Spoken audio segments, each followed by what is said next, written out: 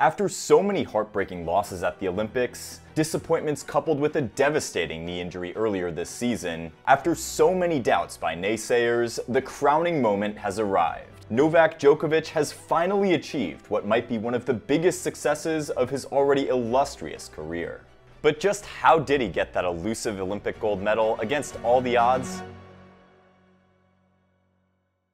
Since Djokovic turned pro in January 2003, it had always been his desire to win the gold medal in singles for his country. And for 21 seasons on tour, that didn't quite happen. In the 2008 Olympics in Beijing, Djokovic was stopped by the eventual champion Rafael Nadal in 3 sets. Nole ended up winning the bronze medal in the match against the United States' James Blake, but it was little consolation for the Serbian, who really wanted the ultimate prize.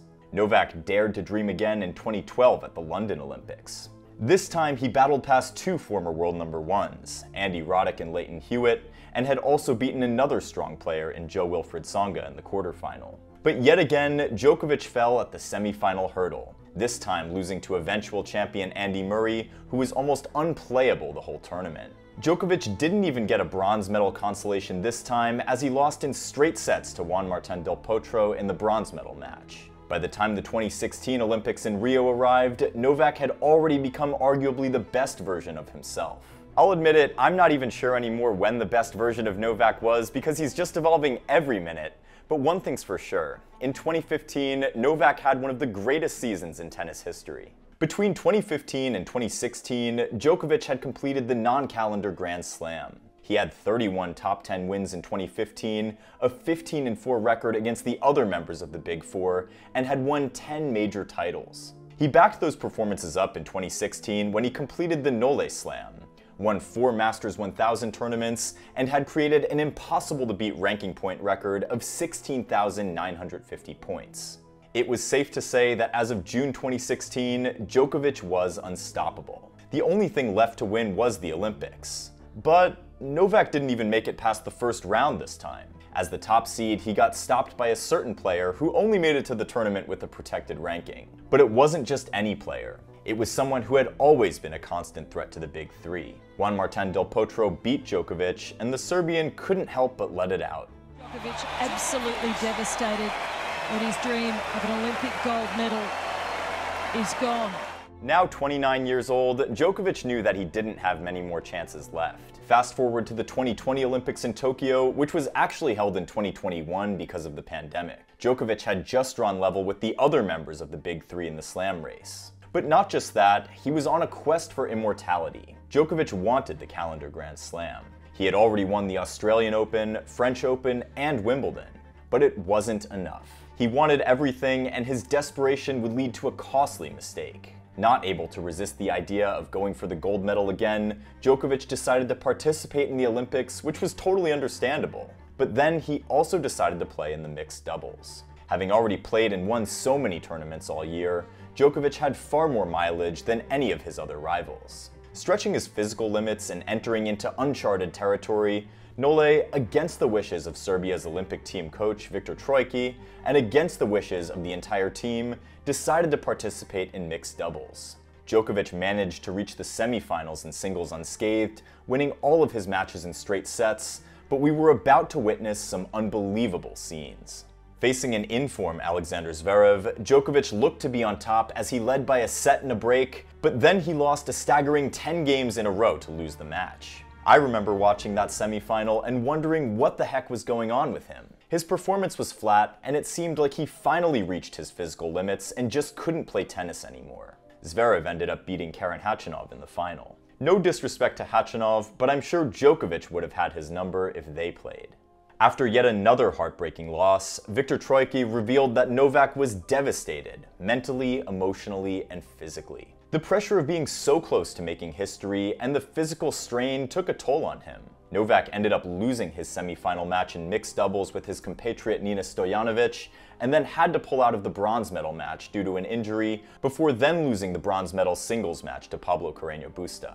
Oh, I should totally mention that the playing conditions in Tokyo were very tough. It was hot and humid, and he was playing 2 matches a day in those conditions. Let's also remember that the extreme heat in Tokyo saw Spain's Paula Badosa retire from her quarterfinal match and leave the court in a wheelchair, while Daniil Medvedev warned the umpire that it was so bad that he could die. Djokovic had even called for organizers to schedule matches later in the day when the weather was slightly cooler. Yet still, he decided to push himself. In an attempt to win 2 gold medals, Nole ended up leaving Tokyo with none, and he also fell short at the final hurdle at the US Open in what was an eventual heartbreaking loss to Medvedev. So was there going to be one last chance at redemption? At the beginning of the year, Novak set out his goals for 2024, and the Olympics were a major priority. But Nole's 2024 wasn't going exactly as planned. In fact, it was quickly becoming one of the worst seasons of his entire career. He was beaten at his fortress at the Australian Open by Jannik Sinner, got upset by a couple players, was sick, got hit by a water bottle, suffered a devastating injury that caused him to withdraw from the French Open after the 4th round, underwent surgery for his knee, managed to reach the final at Wimbledon, but was run out of the building by Carlos Alcaraz. The doubts crept in for many fans. Would his knee hold up in Paris? He hadn't even gotten a single top 10 win this year, or better yet, won a title this year. Also, one would think that Djokovic would have liked his chances on hard courts or grass for the Olympics, but playing on clay worked in his favor, which only serves as another reminder that Djokovic is arguably in the top 2 or top 3 best clay courters of all time. Also, after losing convincingly to Alcaraz in the Wimbledon final, many fans just couldn't see Novak as the favorite for the gold medal. Novak faced 36-year-old doubles specialist Matt Ebden in the first round. Ebden entered the tournament as an alternate following Holger Rune's late withdrawal. Ebden hadn't even played a singles match since June 2022, and his reaction knowing that he was facing Djokovic in round 1 was hilarious. Novak ended up beating Ebden 6-love, 6-1 in under an hour, and Ebden joked that it was the perfect way to retire his singles career officially. Although Novak's win meant that he became the player with the most Olympic singles match wins, there weren't many takeaways from the match in terms of assessing Djokovic's form and fitness, because he played an opponent who was literally no match for him. But he was about to face the greatest clay court player of all time in the next round, someone who'd won 14 Roland Garros titles on the surface. We all know Rafa is a shadow of his former self. Considering all the physical struggles he's been through, the match was significant though for many reasons. It was their 60th meeting and possibly their last. A fitting way to end arguably the greatest, or should we say most prolific rivalry in men's tennis. For much of the match, Djokovic seemed to always be a full step ahead. He punished short balls from Nadal, taking full advantage of the Spaniard's limited movement. Novak also drew out errors from the King of Clay with great depth on his balls as he blitzed through the first set to serve Nadal a breadstick. Djokovic picked up right from where he left off and continued with his ruthless display of aggression in the second set, breaking Nadal twice and holding serve to race to a 4-love lead. However, things were about to get tricky. Djokovic got tight and seemed to be under a lot of pressure despite being on top. He had a poor service game which ended in a double fault to give Nadal one of the breaks back. At this point, Nadal had already turned on the heat and was causing problems for Novak, but Djokovic would then kill off any thoughts of a comeback by breaking back and serving for the set. Overall, he needed less than 2 hours to get the job done as he bullied his arch-rival on Philippe Chatrier. These were the stats. After the match, Djokovic said he panicked midway through the second set and had to gather himself and ignore the Rafa chants from the crowd. Unfortunately, we didn't get to see vintage Nadal, and the Spaniard himself admitted after the match that he didn't have the quality of shots that he needed, and also didn't have the same legs like he had 15 years ago. When asked about his future, Rafa, who's already tired of these questions, said he'll decide when it's time. Djokovic was up against Germany's Dominik Koepfer in the third round, and the first set was close until Koepfer played 2 loose points at 5-6 to hand over the opening set to Djokovic. The second set was more straightforward for Djokovic, who got the job done once again in straight sets. But the biggest takeaway for me, though, was that Djokovic would definitely need to get more from his second serves as he progressed to the later stages of the tournament. A 38% win percentage on the second serve was probably not going to cut it against more elite players. Now through to the quarterfinal, Nole was up against a familiar foe in Stefanos Tsitsipas, an opponent he's defeated 11 out of 13 times, and also is 5-0 against on clay. In my opinion, this might have been Djokovic's worst match of the tournament. he never really looked comfortable. Despite taking the first set 6-3, Djokovic seemed edgy at times and soon found himself down love 4 in the second set. Djokovic also hurt his knee in the second and had to call the physio twice. The top seed ended up breaking back and saving 3 set points to take the set to a tiebreak, which he eventually won. Both players hit more unforced errors than winners and didn't get the most from their serves, but in the end, Djokovic was the much better player and Tsitsipas was left to rue his missed chances. Now at this point, we were all worried about Nole's knee. With not a lot of recovery time between matches, Djokovic made it clear that he would do everything possible to fight through the next 2 matches, even if it meant going against the doctor's advice. We then saw a different Novak against Lorenzo Musetti in the semi-final. Djokovic brought the most aggressive version of himself and produced his best performance of the tournament up to that point. You could see Djokovic agitated at many points during the match. He had never been past the semifinals at the Olympics, so safe to say it was a pretty big deal for him. The first set was pretty even up until 5-4 when Musetti was serving to stay in the set, but Djokovic made his move for the kill and finally converted one of the 5 breakpoints he had in the set to take it 6-4. The second set came and both players exchanged breaks in the first 4 games. However, Musetti never managed to hold serve once throughout the set, 6-4, 6-2 your final score. Despite Djokovic putting on a brilliant performance, Musetti had his chances and, as usual, played a number of these insane points, but his game pretty much fell off in the second set. Now into the final, Djokovic celebrated like he'd just won a major, and you could tell just how much this meant to him.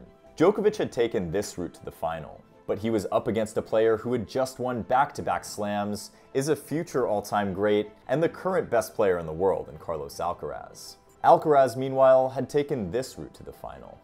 And this was what was on the line for both players. Djokovic had what looked like an impossible task in the final, but he had waited for this moment his entire life. The match began, and right away, you could tell that there seemed to be a reverse from what we saw at the Wimbledon final in terms of the aggression levels. At Wimbledon, it looked like Nole was trying too hard to force things, going for high-risk shots, but this time, it was Alcaraz who came out swinging and going for the lines, which led to more errors from him. Djokovic relied more on his movement and precision, and was particularly keen to get Alcaraz running wide to his forehand to draw out more errors, knowing that Alcaraz is prone to making more of these mistakes on clay. And it worked. After the first 6 games, Carlos already had twice as many unforced errors as Nole, 10-5, as he continued to go for the lines and let his racket fly. Novak, on his part, couldn't buy a first serve early on in the match, but he was clutch on second serves with service winners just when he needed them. Novak faced numerous breakpoint opportunities in the set, but saved all of them using a similar tactical approach that we're going to talk about soon. The first set dragged into a tiebreak, which Djokovic won after raising his level even more. At 3-all, he hit a clean forehand cross-court winner on Alcaraz's second serve, and then hit 2 perfect first serves to dominate and win the next 2 points before finishing off the set with a well-anticipated forehand volley drop shot. The first set alone lasted an hour and 35 minutes. In the second set, both players picked up from where they left off. But Djokovic was now serving much better and was especially lethal on the forehand, drawing out forced errors from Alcaraz, especially on the forehand-to-forehand exchanges. But Alcaraz was also having easy holds in some service games, so there weren't many breakpoint opportunities. So we went into another tiebreak, and yet again, Djokovic played one of the best tiebreaks we'll ever see. With the tiebreak level at 2-all and in an extended rally, Djokovic hit one of the best running forehands of his entire career from an impossible position for a cross-court winner. It was like a sucker punch for Alcaraz, and the Spaniard didn't win another point. Here are the match stats on the screen. 14 breakpoint opportunities for both players, but no breaks of serve in what was surely one of the greatest 2-set matches of all time. I also wrote down some of my takeaways from the match. If we take a look at all 8 breakpoints Nole saved, they were all on the ad side, and there was a pattern to it. The first one was a slice serve up the tee to make Alcaraz move to the ball just because the pace wasn't going to cut it. The second one was a serve and volley on Alcaraz's backhand side. Djokovic went with pace down the tee on the third breakpoint after seeing that Alcaraz moved closer to the baseline, and he got the service winner. The fourth breakpoint was yet another slice serve up the tee, which led to some scrambling from Alcaraz, and Novak eventually won the point. On the fifth breakpoint, it was yet another slice serve up the tee to Alcaraz's forehand, which put Nole in prime position for a serve +1. The sixth breakpoint was on a kick serve out wide. The seventh was another slice serve to draw out a short return from Carlitos. Carlitos managed to get into the rally for this one, but fluffed his lines with a low percentage backhand down the line. And finally, the 8th break point was another kicker out wide. The point being that Djokovic was smart enough to know that the easiest way to solve the Alcaraz puzzle would be to get the most from his serve. By studying Carlos's return position and the adjustments he made, Novak knew exactly what to do. If Carlos stood further away from the baseline, Novak would go for the slice to draw him in. And when Alcaraz stands at the baseline, Novak goes for power or for the kick serve out wide. The strategy paid off big time because Alcaraz couldn't even get into the rallies on many of those points. It just tells you that Djokovic's spot serving is still one of his major weapons, especially since his movement is no match for Alcaraz's raw firepower these days. Alcaraz, on his part, will be left reeling at the missed opportunities. He was a bit impatient and impulsive at times, and he later said that the pressure of trying to win the gold medal for his country got to him. I also think that the surface favored Novak, seeing that Alcaraz is a bit more prone to mistakes on clay, with the surface giving Djokovic that much-needed extra time to draw out errors from the Spaniard. Djokovic pinned Alcaraz with deep backhands and then offered running forehands as the concession, knowing that Alcaraz could be rushed on that stroke. Nole knew exactly what he wanted to do, and he stuck to that game plan. Ultimately, the match was decided by 2 tiebreakers, and Novak proved once again that he was able to find his best tennis when it mattered most. I haven't seen him hit forehands that aggressively all year the way he did in both of these tiebreaks. Overall, there were a total of 19 points in both tiebreaks. The Joker only missed 1 first serve return and 1 running forehand while hitting 7 winners, which is crazy. Carlos, on the other hand, made 6 errors, missed a return, and only hit 3 winners himself. But it wasn't because Carlos played terribly in those tiebreaks. He just happened to meet a guy who was determined not to give in. This wasn't the typical lockdown mode from Djokovic. It just goes to show that when Novak really wants something, he's going to get it, regardless of who's across the net.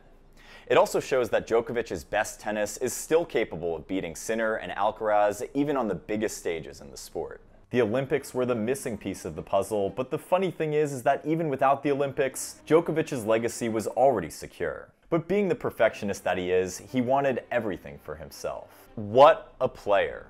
And what a person, too. He says the gold medal is one of the biggest successes in his career. When I take everything in consideration, this probably is the biggest sporting success I've ever had in my career. This is Novak's first top 10 win of the year, and it's also his first title of the year. The gold medal totally salvages the Serbians' 2024 season, and once again, Novak now leads Alcaraz 4-3 in their highly entertaining head-to-head. It's so impressive to me because Novak with 2 functional knees couldn't even reach a final all year. Then his knee gets screwed up, and he returns with a Wimbledon final and an Olympic gold medal. Was that on anyone's bingo card? Novak is now the first player to win the Olympics without dropping a set, and the oldest Olympic singles champ in history. Oh, and I should also mention that Nole is the only player in tennis history to win every Grand Slam, every Masters 1000 tournament, the ATP Finals, and the Olympic gold medal. Not to mention the career Super Slam, literally everything. He's the only player to complete a career sweep of all the big titles. It's checkmate, and you only have to look at the comments from former players on Djokovic being the GOAT. Djokovic has conquered tennis, so now what?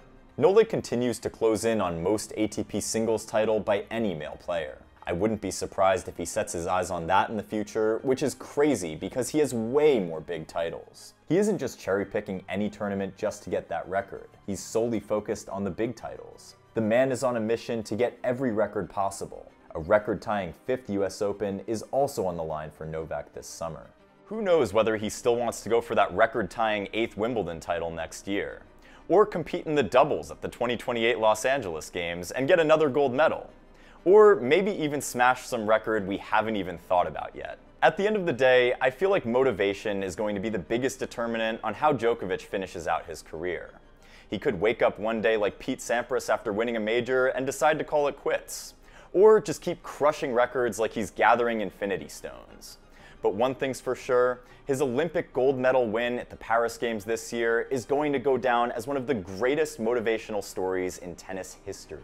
But what were your biggest takeaways from Novak's gold medal win at the 2024 Olympics, and what are your future predictions moving forward? I also just made a video on the biggest lessons learned at the Olympics where I covered all the other players. And before I sign off, I'm excited to announce our new Courtside Discord. I've wanted to do this for a while now, and it's a place where we can all come together to talk tennis, and you'll have the opportunity to chat with me directly about the sport we love.